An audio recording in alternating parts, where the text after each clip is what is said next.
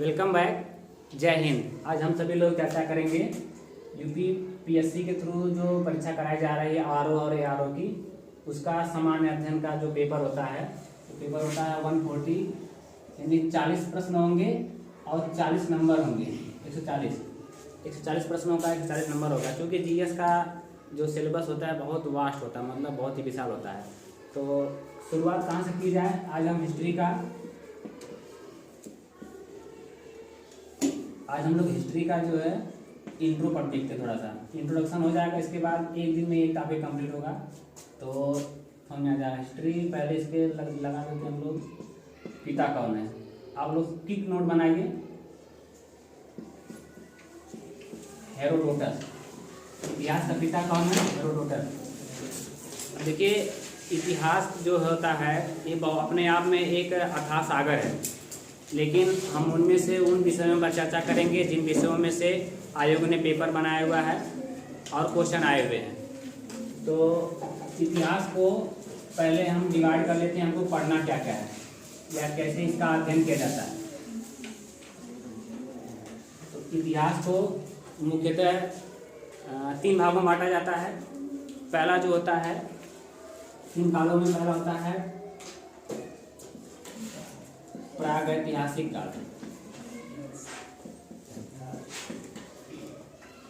प्रागैतिहासिक। दूसरा होता है आद्य ऐतिहासिक।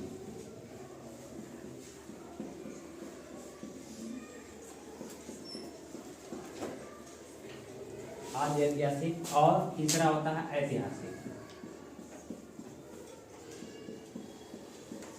तीसरा होता है ऐतिहासिक।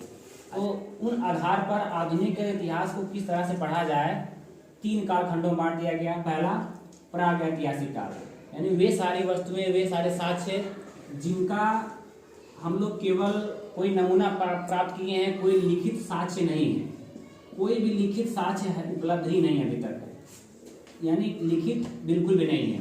और आद्य ऐतिहासिक में लिखित तो है लेकिन उसे पढ़ा नहीं जा सका। क्या लिख दिया सब पता नहीं चला आज तक। यानी इस काल में, मतलब ऐसे काल की जो वस्तुएं प्राप्त हुई, मोहरें प्राप्त हुई, दस्तावेज प्राप्त हुए, जिनमें लिखा हुआ तो मिला है लेकिन उसे आज तक पढ़ा नहीं जा सका है। और जहां से कोई भी सामग्री ऐसी मिली जो लिखित भी है, जिनको समझा जा सका है, पढ़ा जा सका है, उसे ही माना गया है ऐतिहासिक काल। पढ़ा जा सका, उसे ही माना गया ऐतिहासिक काल। और इस ऐतिहासिक काल को भी हम कई चरणों में पढ़ते हैं। जैसे पहले पढ़ते हैं प्राचीन इतिहास, इसके बाद पढ़ते हैं मध्यकालीन, इसके बाद पढ़ते हैं आधुनिक। ठीक है। अब इसके बाद आ जाता है स्वतंत्रता के बाद का जो इतिहास है वो भी पढ़ा जाता है, फिर विश्व का इतिहास पढ़ा जाता है। ये सब जो है आपके ऐतिहासिक काल में आ जाते हैं। और हम लोग इतिहास की जब बात करते हैं तो लोग कहते हैं प्राचीन इतिहास, यहीं से शुरू कर लेते हैं, ये सब छोड़ देते हैं। आद्य ऐतिहासिक काल में ही आपका मिलता है सिंधु सभ्यता, क्योंकि सिंधु घाटी सभ्यता। इस काल के मनुष्यों ने लिखने की, मतलब लिपि खोज ली थी, लोग लिख करके अपना काम चलाते थे, लेकिन क्या लिखे आज तक पढ़ नहीं जा सका। और इस काल के मनुष्यों के बारे में हम थोड़ा जानकारी दे देते हैं। इस काल को भी एक अन्य नाम दिया जाता है पाषाण काल। अब पाषाण काल क्यों कहा जाता है? पाषाण काल कहा जाता है प्रागैतिहासिक काल को। पाषाण का मतलब होता है पत्थर, इसको प्रस्तर भी कहते हैं या पत्थर भी कहते हैं। ठीक है, पाषाण मतलब प्रस्तर या पत्थर।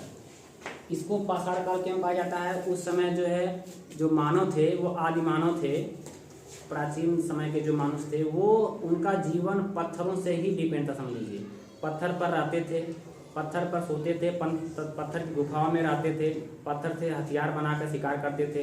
यानी कह सकते हैं कि वो जो है पत्थर पर ही अपना जीवन निर्वाह करते थे। तो इसीलिए इस युग को पत्थर यानी पाषाण काल कहा गया, पत्थर का युग कहा गया। इसको भी 3 भागों में बांटा गया, 4 भागों में बांटा गया। पहला पूरा मतलब होता है एकदम से पहले का पूरा पाषाण, दूसरा मध्य पाषाण, तीसरा नवपाषाण, लास्ट में आ रहा है आपका किसी चीज के बाद को उत्तर बोलते हैं, उत्तर पाषाण,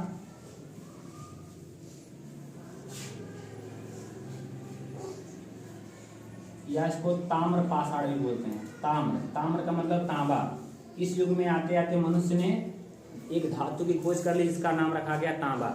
अर्थात हम कह सकते हैं कि मनुष्यों ने सबसे पहले किस धातु का प्रयोग किया था, तो क्या उत्तर मिलेगा? तांबा। ठीक, अब हम समझते हैं कि पूरा पाषाण काल की मनुष्य की देन क्या है।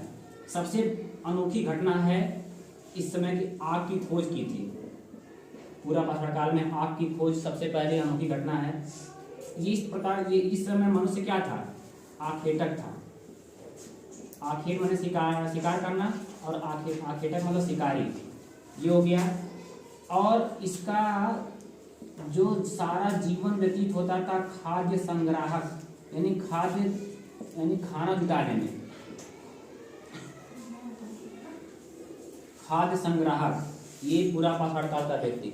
और इस काल के जो औजार होते थे जिनसे वो जानवरों का शिकार करते थे, वे औजार अत्यंत बेडौल होते थे। उनमें कोई आकार नहीं था।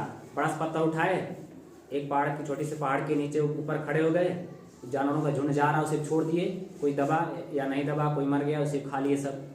आग की खोज जाने से एक ज़्यादा चमत्कारिक बात हो गई कि अब उनको जो है सब भून के खाने लगे। ये चीज़ें हो गई आपका। आपको ये याद रखना है, ये प्रश्न कई बार पूछा जाता है, आग की खोज किस युग में हुई है? तो इन चारों में से दिया रहेगा तो पूरा पाषाण लगाएंगे। अगर इनमें से दिया रहेगा, जैसे दे दिया प्रागैतिहासिक, आद्य ऐतिहासिक, ऐतिहासिक, या इनमें से कोई नहीं, तो प्रागैतिहासिक का लगाएंगे। अगर इसमें चारों से दिया रहेगा, कोई कठिन बनाना चाहेगा, आयोग प्रश्न को कठिन बनाना चाहेगा, इसमें से दे देगा, तो इसमें रहेगा पूरा पाषाण काल। अब देखिए बहुत विस्तार है, हम केवल इनको बता रहे हैं यार। मध्य पाषाण की सबसे अनोखी घटना है, इसमें जो औजार थे सुडौल होने लगे। सुडौल मतलब एक आकार देने लगे। पत्थर था, उन्हीं को काट के रगड़ के नुकीला बनाने लगे, किसी को खींच के मारते थे जानवरों को। सुडौल हथियार या सुडौल औजार कर सकते हैं। इसके बाद एक अद्भुत घटना है अंत्येष्टि। अंत्येष्टि का मतलब होता है अंतिम संस्कार। अंत्येष्टि मतलब अंतिम संस्कार। इस युग से मनुष्यों ने अपने परिजनों का अंतिम संस्कार करना शुरू कर दिया। आजकल देखिए कोई जानवर है, जानवरों का झुंड है, दल है। अब वो दल अगर उनका कोई परिजन या उनका साथी कोई मर जाता है तो क्या करते हैं? कुछ नहीं करते हैं, बस निकल लेते हैं। वैसे पहले था पूरा पाषाण काल में, लेकिन धीरे धीरे आते आते बहुत सारा समय बिताया इस युग में लोगों ने। 25 लाख ईसा पूर्व से जो है शुरुआत हुई थी, 25 लाख ईसा पूर्व से 12,000 ईसा पूर्व तक, इतना तक जो है पूरा पाषाण काल में मनुष्य ने रहा। इतना चेतना तो आई गई, जिसके बाद लगाव होने लगा लोगों में, तो अपने परिजनों को लोग दफनाने लगे, जलाने लगे। तो अंत्येष्टि की शुरुआत मिलती है मध्य पाषाण काल से। इसमें कुछ औजार के सुडौल होने लगे। आप कश्मीर में देखेंगे तो कश्मीर में बहुत पुरानी मिला है, बुर्ज होम बोला जाता है। वहाँ पे बुर्ज होम में एक 100 के साथ कुत्ते को दफनाया गया था। बहुत पुराना कंकाल मिला है। अब मनुष्य का परिवर्तनकारी, कह सकते हैं युग परिवर्तनकारी समय है नव पाषाण काल। सबसे पहला काम हुआ खेती।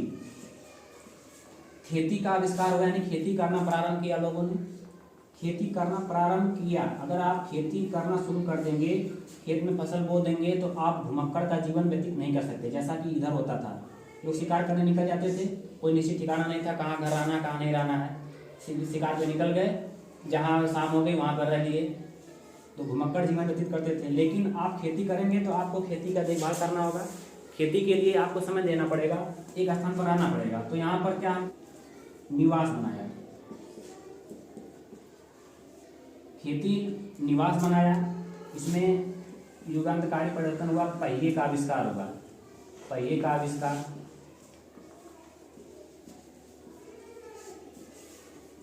पशु पालना शुरू कर दिया उन्होंने। कुत्ता पहले पाला, सबसे पहले कुत्ता पालना शुरू किया। सबसे पहले कुत्ता पालना शुरू किया। ये बहुत इंपॉर्टेंट है, पूछा जाता है कि मनुष्यों ने सबसे पहले किस जानवर को पालतू बनाया? कुत्ता को।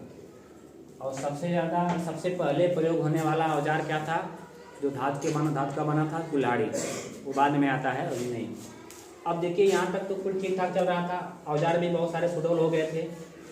तो अगर कोई औजार उनको पत्थर का अगर हल्का बनाना होता तो पतला करना पड़ता, पतला हो जाता तो पत्थर टूट जाता था।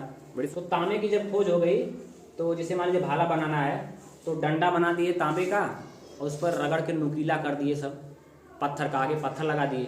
तो अगर केवल तांबा का ही अगर भाला बना देंगे, तांबा नाजुक होता था, तांबा मुड़ जाता था, लेकिन नोक पर लगा दिए सब क्या, पत्थर, और डंडा बना दिए तांबे का, तो दोनों को मिल करके हथियार बनना शुरू हो गए। इस युग को बोला गया ताम्र पाषाण काल। उत्तर पाषाण काल को क्या बोला गया, ताम्र पाषाण काल। इस काल की सबसे महत्वपूर्ण घटना थी। और प्रश्न आता है कि सबसे पहले मनुष्यों ने खेती कहाँ पर आरंभ की थी, तो इसमें किया था मनुष्यों ने नव पाषाण युग में, जो मेहरगढ़ है वर्तमान में पाकिस्तान में पड़ता है। मेहरगढ़ पड़ता है वर्तमान पाकिस्तान में, वर्तमान पाकिस्तान में। ये किरथर और सुलेमान पहाड़ियों के बीच में पड़ता है, किरथर और सुलेमान पहाड़ियों के बीच से मिलते हैं। और सबसे पहले जो मिले हैं खेती के जो अवशेष मिले हैं वो 7000 BC, 7000 ईसा पूर्व का अवशेष मिला है। सबसे पहली जो फसल थी वो थी गेहूँ, उन्हें गोधूम कहा जाता था, गोधूम। और जौ, आप लोग जौ, इसको इलिया व दूध बोलते हैं, ठीक है। ये हो गया आपका क्विक नोट में इतिहास का इंट्रोडक्शन। 1 मिनट में फिर इसके से मैं संपन्न करता हूँ। इतिहास का पिता कौन था, हेरोडोटस। इतिहास को 3 कालखंडों में बांटा गया, प्रागैतिहासिक, आद्य ऐतिहासिक और ऐतिहासिक। किस आधार पर बांटा गया, लिखित साक्ष्यों की उपलब्धता के आधार पर। जिस युग के लिखित साक्ष्य बिल्कुल मिले ही नहीं वो प्रागैतिहासिक काल हुआ। जिस युग में लिखित तो मिला लेकिन पढ़ा नहीं जा सका, यानी पढ़ा नहीं जा सका, वो हो गया आद्य ऐतिहासिक, जैसे सिंधु घाटी सभ्यता, मेसोपोटामिया सभ्यता, तमाम पुरानी सभ्यताएं। जहाँ से मिलता है हमको पढ़ा लिखा हुआ मिलता साक्ष्य जिसको पढ़ा जा सका है, वो हो गया ऐतिहासिक काल।